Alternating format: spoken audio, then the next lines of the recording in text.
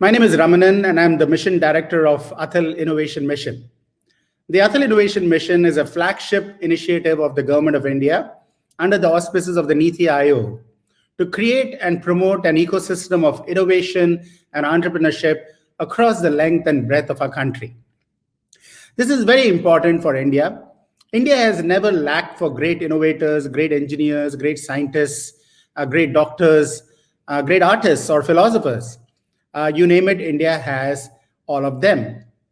Whenever they have had the chance to get an exposure to an ecosystem that enables them to arise to their full potential, they have done remarkably well. So you see that many Indians go abroad. Today you have a Satya Nadella heading Microsoft, a Sundar Pichai heading Google, a Shantanu Narayan heading Adobe, several Indians heading major universities, world-class universities like Harvard Business School or Stanford University or Carnegie Mellon. Many of our Indians have achieved the highest levels of eminence in various parts of the world wherever they have had an ecosystem of innovation and entrepreneurship to enable them to arise to their full potential. It is in that light that the Honorable Prime Minister of the country of India launched the Atal Innovation Mission under the auspices of the Niti Aayog, the National Institution for Transforming India. The idea was, can we create the same ecosystem of innovation and entrepreneurship so that the young, talented minds of India will find an opportunity to express their creative potential, to express their entrepreneurial spirit, to become innovators, to become job creators of the future, not just the job seekers from India. But after all, India has over 1 billion people. We also have what is known as the demographic dividend, which is the envy of many a country. We have more than 65% of our people under 35 years old. We have 1.4 million schools, over 10,500 engineering and related institutions, over 39,000 colleges. We have more than 150 million young students who are going to be entering into the workplace over the next 5 to 10 years. How do we ensure that this youthful, energetic workforce that is going to be made available to India is also able to express their full creative potential and become the transformers of India? How do we ensure that we create the Atmanirbhar Bharat that the Honorable Prime Minister in his clarion call recently made, to ensure that we not only become a strong, self-resilient India, but we also become a source of great capability and contribution to the rest of the world. In order to do that, we have to ensure that our young people are given all the opportunities and empowered to become innovators, to become job creators, to become the transformers of our country. Also, we are having the advantage of a fast-growing economy. Never in the history of India have three of these things converge together as they are doing now. First and foremost, the demographic dividend that I talked about. Second is a fast-growing economy. We have been growing at 6 to 8% over the last several years. Barring the COVID-19 crisis, which we are all currently experiencing, it has been one of the fastest growing countries in the world from an economic perspective. You need a fast-growing economy to be able to encourage new forms of entrepreneurship, new forms of innovation, and to be able to provide the opportunities and the infrastructure to be able to create new job creators. And the third thing that is happening in India and across the world is technology is changing the very shape of the landscape of the world. We are having technology which is changing the way we are experiencing the world and the way the world is experiencing us. Digital transformations are here to stay. 3D printing, robotics, Internet of Things or IoT, sensory technologies, computer software, advanced computing devices, mobile phones, and robotics is transforming the way we can envision new solutions that are needed in the marketplace. Because of the convergence of advanced computing, communication, and sensor technologies and big data analytics and software processing, artificial intelligence has become a reality. We are now able to incorporate artificial intelligence into every aspect of innovations that we are able to come up with. We were talking of artificial intelligence several years ago, in fact, several decades ago. But nowhere and never at a time in history has artificial intelligence made so much sense as it is now.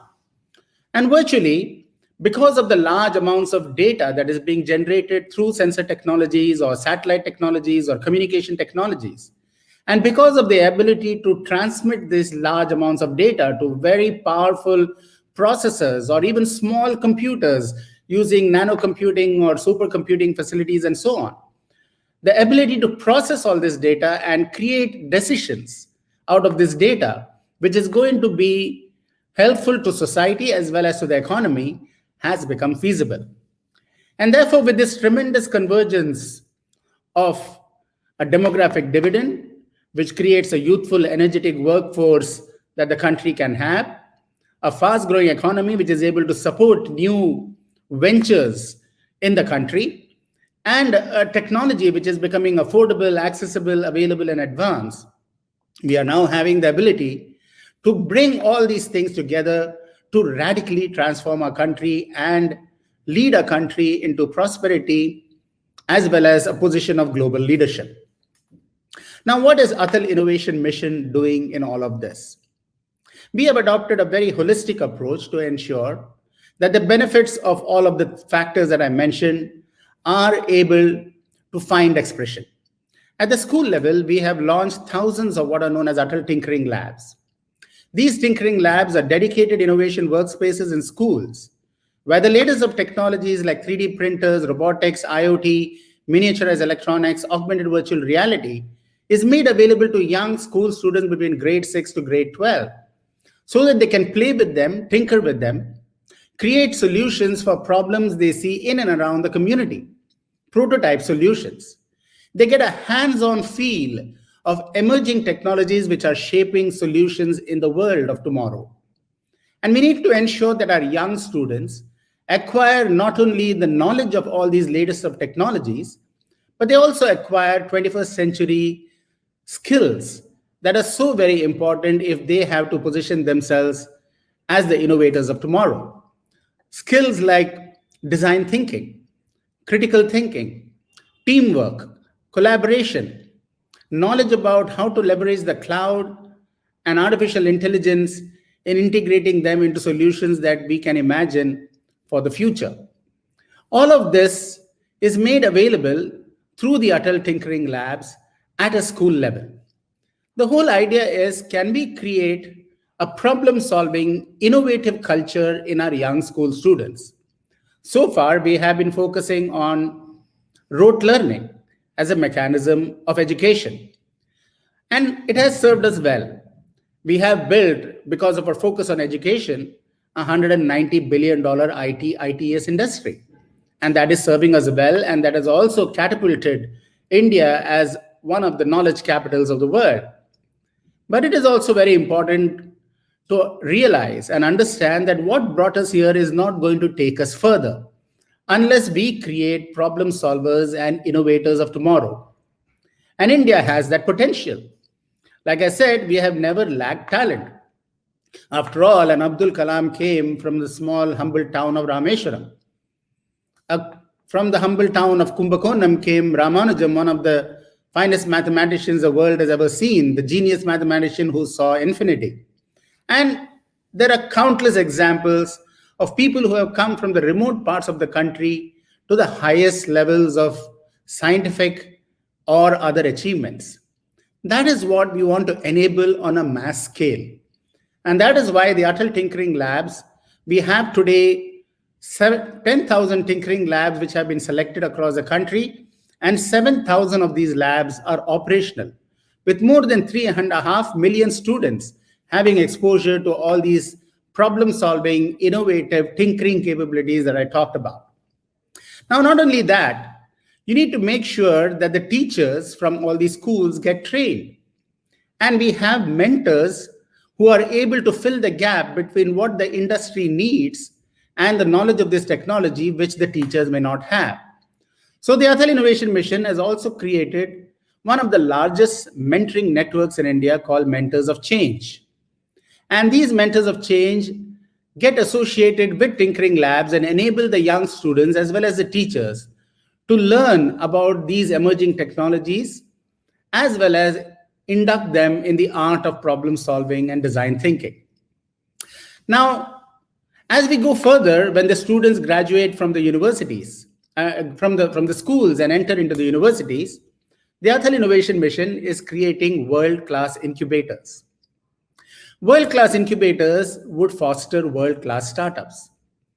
It is very important that a startup is supported in different elements of its life cycle. There are many valleys of death in a startup's life cycle. Valleys of death because they do not get the right type of support for mentoring or venture capital support or business planning or strategy support. Sometimes they don't get support to access to the right technology lab or the research institution, which needs to fill some gaps in the startup solution. Or sometimes they don't have the right team. An incubator will help address all these valleys of death and make the startup successful. It is very important, just like the word incubator says, just like in a mother's womb, the child becomes into a full child, and then when it comes out, it is able to become and blossom into a full human being, beautiful human being. So also these startups are protected and supported by the incubator in its initial stages so that they can stand on their own legs and blossom into a large company, into a multinational, into a company that can make an impact not only for India, but for the rest of the world. Today, we have selected over 100 incubators across the country, out of which 70 are operational, with more than 1,600 startups which have come out over the last couple of years. 500 of these are women-led startups. Now, that's again a very important aspect when we talk about innovation, entrepreneurship, and skill development. We need to ensure that innovation and entrepreneurial ecosystem is made available to all the parts of the country, to all the genders, whether they are girls or boys, whether they are differently abled, whether they are in the remote coastal districts of our country, or whether they are in other parts, in the tier 1, tier 2 cities of our country.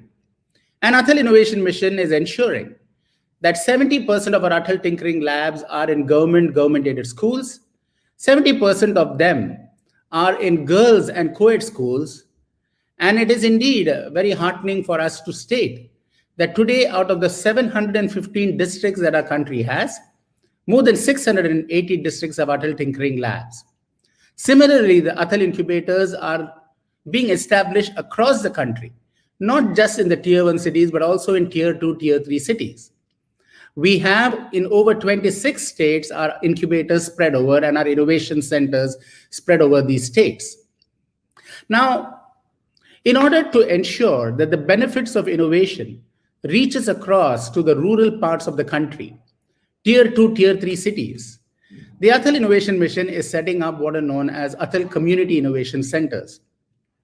You see, our country is very large and very diverse. We have over 650,000 villages. We have over 715 districts, out of which 115 are called aspirational districts because they're at the bottom of the pyramid in terms of access to basic healthcare, basic education, affordable housing, clean drinking water and sanitation, access to good waste management. These are all problems that we have in our aspirational districts. So unless the benefits of innovation meet the demands of all the districts of our country and our 650,000 villages, unless we ensure that we create thousands of hubs of innovation and local job creation, we will not be able to succeed as a country.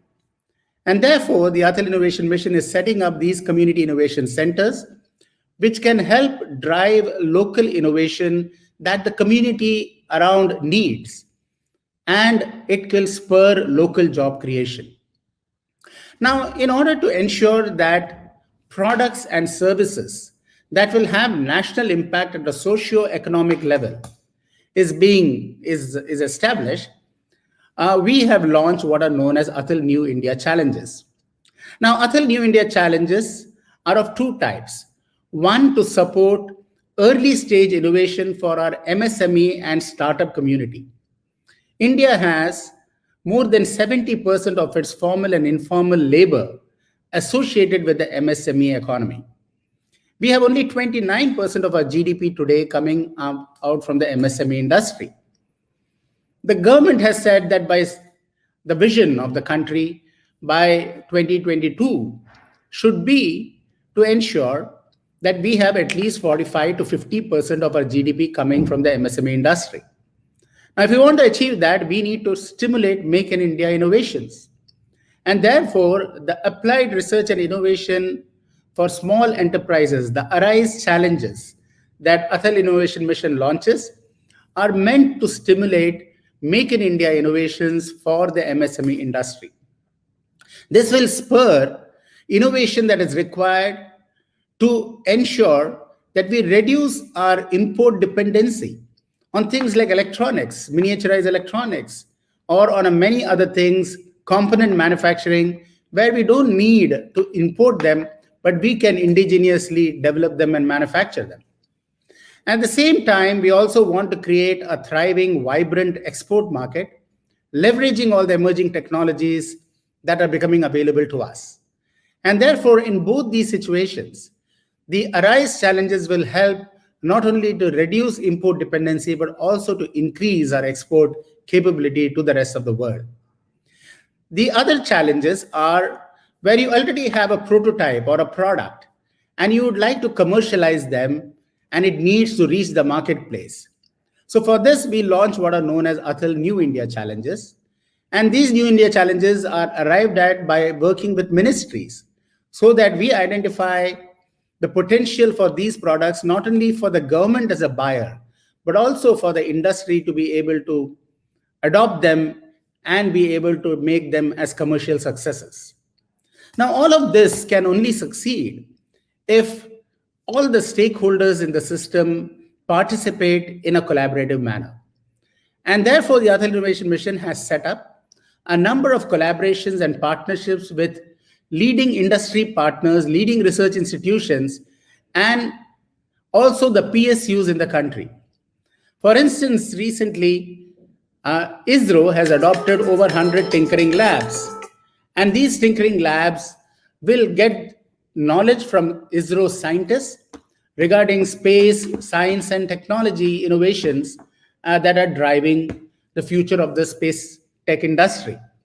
Similarly, we have other PSUs like ONGC and Coal India Limited who have adopted tinkering labs and who are also supporting our startups.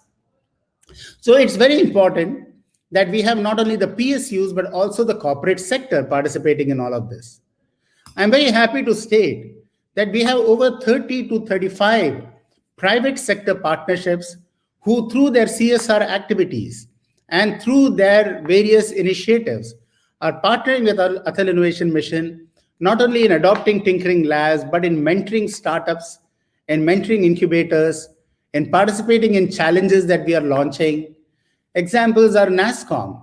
Along with NASSCOM, Atal Innovation Mission has launched the Artificial Intelligence Basic and Step-Up modules. Along with NIC, we have launched the Collab CAD modules. Along with Dell Technologies, we have launched game development modules. Along with IBM, we have launched mentor management and mentor networking platform modules. And along with many other partners, we are launching many things related to what the young students, not only in the schools, but also the universities and on incubators and startups need. Now, these initiatives are going to go a long way in creating a very innovative nation. In the last Global Innovation Index ranking, India has already moved up to the 48th position, broken into the top 50 of the world from a position of 81 5 years ago. Now, that's a remarkable growth of our performance in the Global Innovation Index. But personally, I believe that India can be in the global top 10 within the next 10 years. That is a real possibility because India has tremendous capability, tremendous talent, The Honorable Prime Minister, in his clarion call for Atmanirbhar Bharat, identified 5 pillars which we all need to focus on. The pillar of demographic dividend that we talked about, the pillar of infrastructure.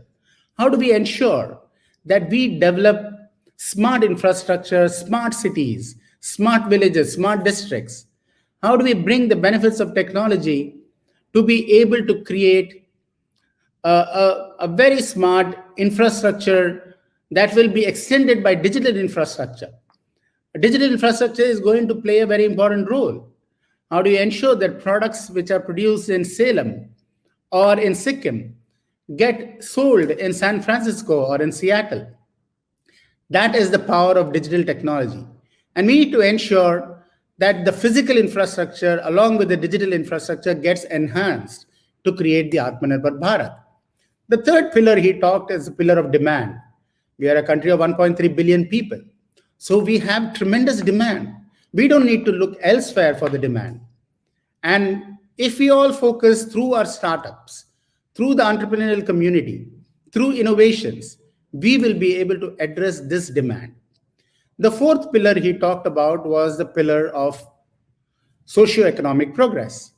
We need to ensure that technology and innovation addresses the social divide, the digital divides, the divide between the haves and the have-not. We need to ensure that we eliminate the 22% poverty that we are experiencing so that there is nobody who is experiencing poverty in this country.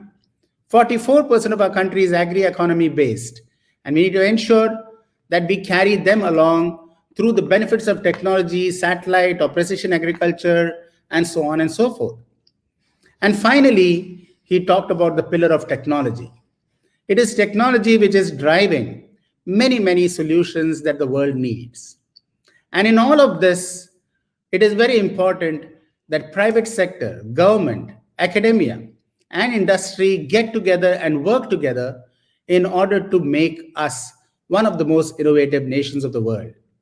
Thank you for the opportunity to sharing a few thoughts on this very important occasion as we come nearer to celebrating our 75th year of independence.